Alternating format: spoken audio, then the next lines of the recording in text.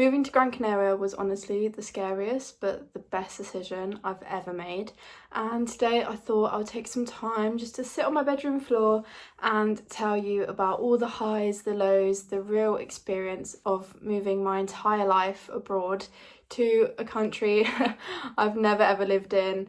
And yeah, let's get into the video. Welcome back to my channel. If you're new here, my name is Pauline, but you can also call me Paupau. My content at the moment has kind of been a little bit all over the place, but I'm really trying to get into more travel, lifestyle. I love making vlogs and posting food videos, so I really want to get into more mukbangs, and I'm just all about confidence, self-love and being myself. So if any of that sounds good to you, then please hit the like and subscribe button.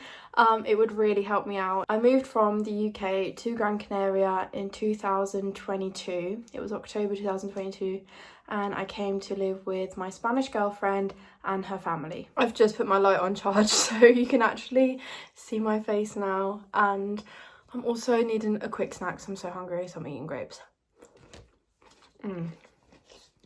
My sister actually told me a trick. I think she said the bigger the grape, the more like crunchy the grape should be.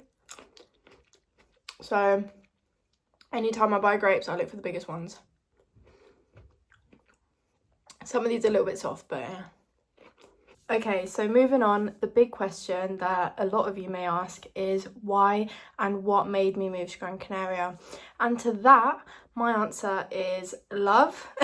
I fell in love during a summer in Greece, and also just trauma, bad relationships, wanting a fresh start.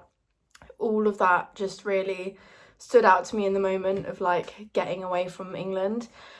And you know, it's not to say that where I was living was a bad place, because that's not it at all. Obviously I really miss my friends as well, and moving to Gran Canaria, I mean, I've always been a person to make super impulsive decisions. Like, if you know me, I'm very impulsive.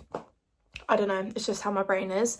So me falling in love working in Greece with my Spanish girlfriend, and then we were kind of like figuring out what we're gonna do, like, because I never wanted to be with a person to be long distance, and neither did she. So it was like, okay, so long distance isn't really for us, and I don't think we would have really continued a relationship if we had gone long distance. Like, I'm just gonna be real.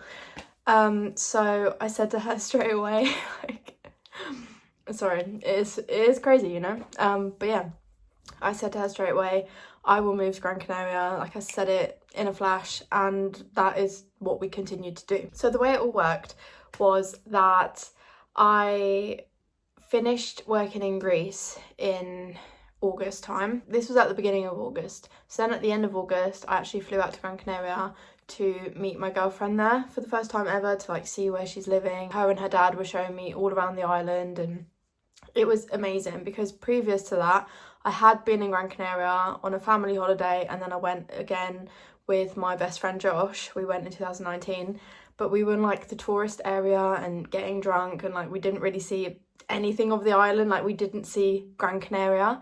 So coming here was so magical, colourful, palm trees, the weather. I mean, I was sweating so much, don't get me wrong, I was sweating like a pig when I came here. So getting used to the heat is a real thing, and you do get used to the weather and you get used to the heat. I never thought I would be able to get used to it, because it always confused me, like, why is no one else sweating? But it's true, you do get used to it. Like, now I can go outside in the heat and wear long trousers, and you know, I'm fine. So then I came to Gran Canaria, explored everything.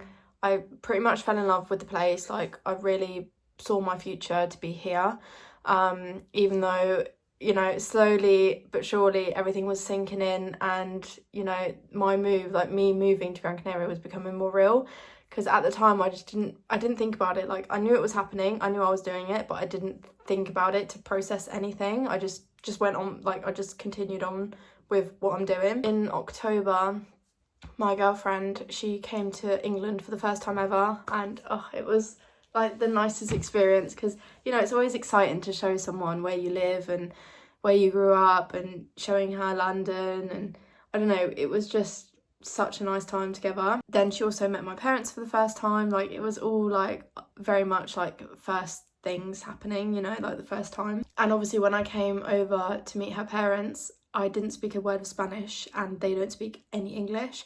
So you can only imagine how terrified I was to be living with my Spanish girlfriend and her Spanish parents. And Raquel's English at the time, she had good English, she had an amazing level of English, obviously, but she wasn't as fluent as she is now.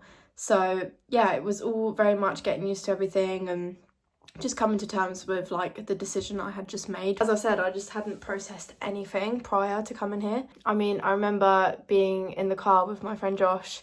I was like maybe like literally the night before I came to Gran Canaria to officially move, and I was just like questioning everything, like, am I doing the right thing? And you know, I honestly, my heart broke because I knew I was going to miss him so much and miss my friends, and yeah, anyway. So coming here, it was definitely the right decision in the end, and it actually made me heal a lot of parts of myself that were damaged, and especially my mental health got so much better, like ridiculously better. It was amazing, like the progress I had made, the help I had from my girlfriend and the support from my family and my friends was just incredible. Don't get me wrong, moving abroad can feel very lonely and extremely isolating, and I don't struggle with it as much anymore, but it honestly was really tough for like a good 2.5 years, I would say. It has been very tough, and you will get homesick out of the blue, like it will just hit you like a bus, and I felt sometimes so alone and so just not included. For example, if my girlfriend and her family are all together, all obviously chatting to each other, everything is in Spanish. I didn't have a single clue what was going on, what was being said. She didn't really like have the time to translate everything, obviously, because it just doesn't work like that. Like, yeah, you can translate a few things, but it's not like you can sit down and translate everything bit to bit, you know? So that honestly, it was so hard, and sometimes I just felt like part of me wanted to go back to England just because I missed being with my family and being with a language that I knew, and I just knew how the country works and, you know, how everything is. So it is definitely a huge adjustment, and I would say like give it time, even if you have doubts of moving abroad, or when you have moved abroad and you start having doubts, like just honestly just give it time, because I'm sure things will slowly improve as soon as you start picking up more of the language and finding, you know, a workplace and finding where to live. It will all kind of just fall into place. That's how it happened for me. And yeah, whenever I felt super lonely, I would always speak to my girlfriend about it. She was always a huge support and understood me. And you know, I have gone back and forth a lot of times because I just miss my family. Like, it's just how it is. I just miss everyone, and sometimes it just really sucked being here alone. So yeah, but with that being said, my family and my Spanish family, my English family, everyone has met each other. We have all combined. It has always been a lovely time. Everyone gets on with each other, even though there's a language barrier, and it's like now we can just kind of like laugh about it. But then, you know, there's some of Raquel's family that speak English, which is so amazing as well. And my Spanish is improving massively. Some of my first impressions of Gran Canaria was definitely the culture shock that I had. You know, people start going out at a much later time and start like basically doing everything that you would usually during the day. They will begin at night time. They have dinner super late. They always have a hot lunch, like always. There's always a hot meal for lunch. That was so different compared to England. What else? I mean, the people are so friendly, ridiculously friendly. That was like so surprising to me, like how friendly, and like I feel like everyone just gets on with each other. It's the craziest thing. And I mean, sometimes it's a little bit much, you know, it's like personal space barrier has been crossed many times, because they love to do the 2 kisses here to greet people, which, you know, at the end of the day, it's a lovely thing. But at the same time, like if you're not used to it and you didn't grow up that way to greet people that way, sometimes it can be a bit much, especially if there's a random stranger coming to you. And I have been literally kissed on my face. Their mouth has touched my face.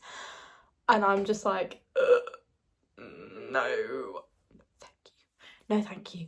Yeah, so there has been moments like that where it was a bit much for me, and I would have rather just, you know, done a handshake, say hello, but that's just not how it is here. So one thing moving to Spain, if you do move to Spain, you will get kissed just to say hello, because it's friendly and that's how they greet people.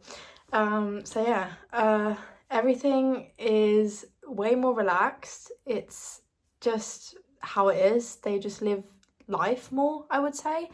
And it's not about like working, grinding, like being involved with your job 24/7. I think they live a lot more stress-free and they just enjoy their days at the beach. That's just how it is. They like going to the shopping centre, we go out for ice cream, we go out for dinner sometimes, or, you know, also grab a little takeaway.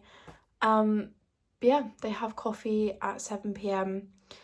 and then they just start waking up. They have siestas. Siesta is such a thing here. Like, people love naps, and I mean, I haven't been napping anymore that much lately, but there was a time where I was joining in and I was having a nap, a good old nap, like every day. And another really like common normal thing is that people will actually just nap anywhere. Like, it doesn't matter if there's family around or friends, or it doesn't matter, they will just nap wherever, like, and it's completely normal. And that was something that was like so weird to me as well, because like, I don't know, if I had friends and family around, I wouldn't just go and nap on the sofa, you know, but here it's just acceptable. Like, yeah, it's acceptable to just sleep. So yeah, and I think that's quite a nice thing as well. With jobs, oh my gosh, the journey I've had with jobs has been hell. I'm not going to sugarcoat it. Jobs have been hell. But I have worked, well, my first ever job here was working for free. Yes, you have heard correct. I was working for free with this company that basically you had to sell excursions to the tourists in hotels. And in some hotels you weren't even allowed to go to, so they just kind of just want you to sneak in to sell excursions to the tourists. And then they also wanted commission of, like, if you sold an attraction, that you would take away a little bit of money from that, but then you would have to pay to the person that organised it, and you would also have to pay to the people that do the excursions. It was the weirdest thing. And then at the end of the day, I literally done it for one day, and my Spanish girlfriend was doing it with me, and we were driving around the island in the south, and we were just driving around to all these hotels, and then it kind of just hit us in the middle of the day. It was boiling hot, I was in my car. We are working for free because we were not getting any money, and if we hadn't made any sales that day, what money are we earning? And it's like, you don't know how long you'd be working for to try and make a sale to then get a little bit of commission from that. So it was like the wildest thing ever, like, I've ever experienced. Like, and in general, like, I feel like every job I've had here, it's just so different to how it would be in the UK. Like, it's so unorganised. People don't pay you on time, because I think some companies, they don't even want to pay you. I'm just being real. The minimum wage is very low, and yeah, so that has all been very much a struggle. I was working in a German law firm, which for me was an absolute disaster as well. I felt like no one explained anything properly to me. I didn't even understand the job role. I just didn't understand anything. I'm fluent in German, but where I've not grown up and been educated in German, there's so much vocabulary that I just didn't know. And it's like, they just kept explaining everything to me in German, and it was just, for me, it felt impossible. But I done that for 6 months. Then it was a struggle trying to get my residency, which I still don't have yet, but I've got my NIE number, because there's so many paperwork things that you need as well. And before anyone's wondering, I have a German passport as well as a British passport. So from my experience moving here, the only reason it's kind of worked out is because I had a German passport. If I would have had a British passport, I think my life would be so different, and I wouldn't have achieved everything I have in these 3 years if I had a British passport. So that's like a whole other thing. But I've got my NIE number, I've got my document to say that I live at this address.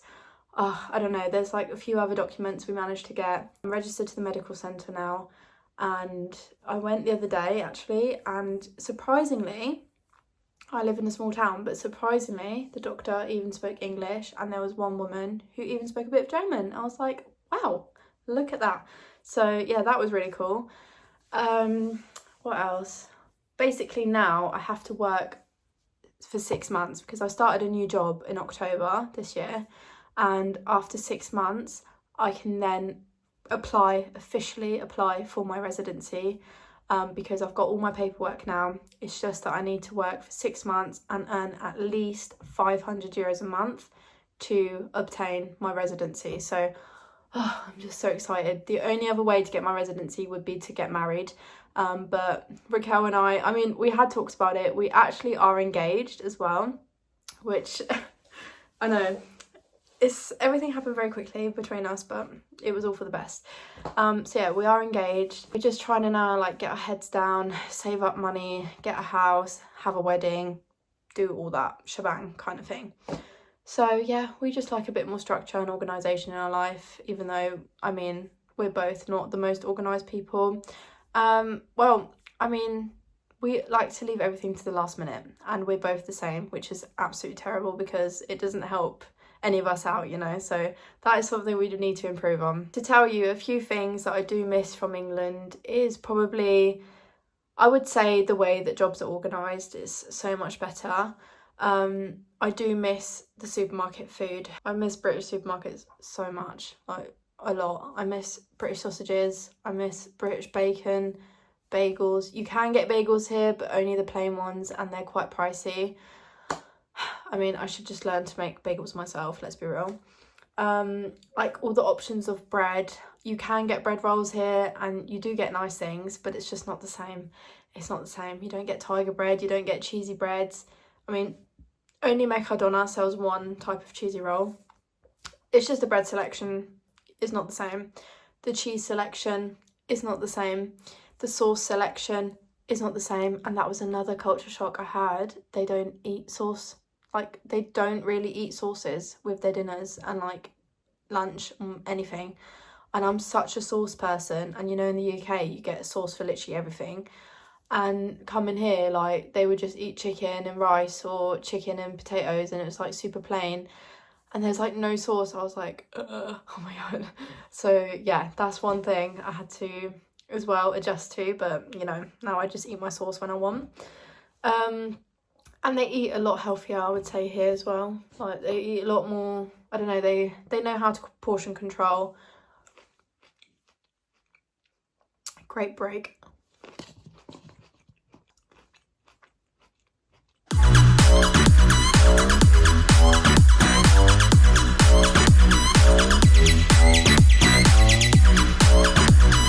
So in conclusion, with everything that I've talked about, I'm sure there's so much more I can actually talk about as well.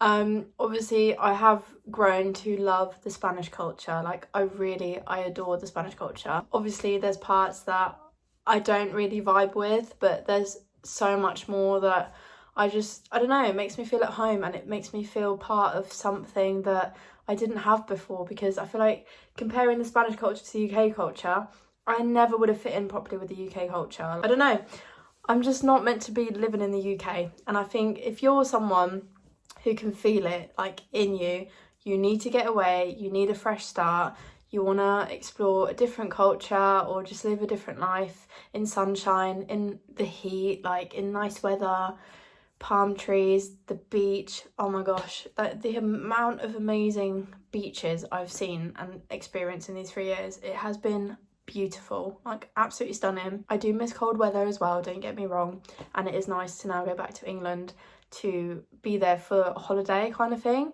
and I actually prefer that way more than living in England. So I'm happy, my family is happy, my friends are happy, my girlfriend's happy, her family are happy, so everyone is happy, and it's all kind of just, yeah, I feel like everything is just coming together more and more as each year goes on. My Spanish is progressing so much. I haven't even had classes like lately. I had a few lessons at some point, I think a few years ago, but I've just picked up everything from being at home and speaking with Raquel's mum. So yeah, and also now that I work at a school, obviously they're all speaking Spanish all the time, and I'm picking up and I'm learning so much vocabulary. It's so good. So yeah, I'm not even worried about that anymore. Another thing I absolutely love here compared to England is the cinema. Oh my gosh, the cinema here to me is a place that feels like heaven. I'm not even joking. The cinema is wonderful. So yeah, I'm happy my life has turned out this way. I'm happy I made the impulsive decision to move abroad to Gran Canaria, and I love my life here, and I really can see my future here, to settle down and yeah, just have a nice, relaxed, peaceful, friendly life with everyone. I hope you enjoyed watching. That was my real experience of life abroad. And if you haven't already, please subscribe to my channel, like and comment, and let me know what you want to see next. Okay, I love you all. Bye.